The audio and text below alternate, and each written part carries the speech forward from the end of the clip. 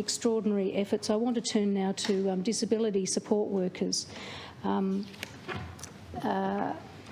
It might interest the House to know that the disability sector employs approximately 7,900 Tasmanians. It's one of the largest employers, particularly in some of our regional towns. And unlike other sectors, it's a shared workforce within the disability sector, often working across a number of different homes, as well as care settings like disability, health and aged care. And so that really does heighten the risk and issues for those workers at this time. They care for approximately 7,700 Tasmanians who have NDIS plans, and that number is projected to rise to well over 10,600 in the coming years. Approximately 1 in 4 Tasmanians then identify as dealing with a disability, so approximately 130,000 people, although it's estimated with underreporting, particularly around psychosocial disabilities, that number's even higher. A percentage of those, an estimated 40,000 Tasmanians, would be cared for within aged care settings. But the balance of around 90 is around 90,000 people, and currently only 10,600 Tasmanians are currently eligible for the NDIS. So that leaves 79,400 people as an estimate of those who identify as dealing with a disability but not eligible for the NDIS. And under the NDIS bilateral agreement, that really means that it's beholden upon the state government to offer mainstream services that support these people with services in the health system, transport, justice, education and so on. And so I was interested to participate in a roundtable with a number of providers earlier this week where they talked about the challenges facing the sector at this time, and top of the list was around access to PPE.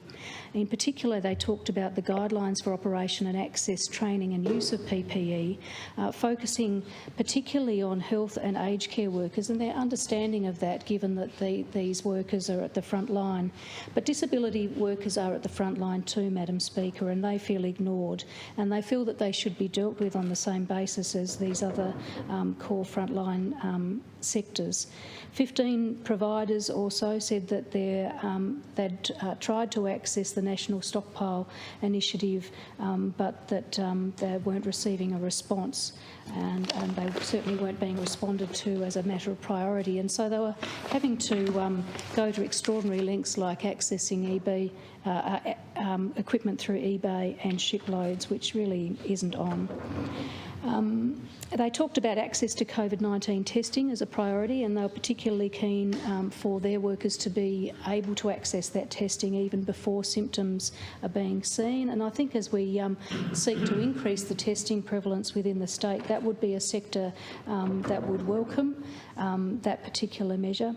Flu vaccinations too are often are not mandatory within the disability sector workforce, and there's concern really that that's at odds with the aged care sector, for instance, that does have to have mandatory flu vaccinations, and so it's really an inequitable situation with providers looking to be reimbursed on similar terms or supplied by the National Stockpile. Funding, there are ongoing issues there. Even before the crisis, 51% of Australia's disability providers made a loss last year, so that's a massive change within the sector that they are facing, with a number of providers expected to fall over during this time, particularly in regional areas. And in Tasmania, members would realise that's a particularly scary thing. Attraction and retention of workforce, particularly as it's projected that there will be substantial opportunities in this sector. It's recognised that there are additional demands around physical capability, around literacy and around having a driver's licence, but nonetheless they're looking for support from government to boost the workforce because of the demand that's projected in that area. Australian Disability Enterprise employees aren't eligible for job seeker, and so that's a particular issue given that they're highly casualised. workforce. And transport was the other issue. I was devastated to hear that there were no wheelchair accessible taxis at all in Burnie, 2 in Devonport, but one at the time we spoke had broken down, and only 1 maxi taxi combined in Hobart. And so there are a number of issues and challenges facing that sector.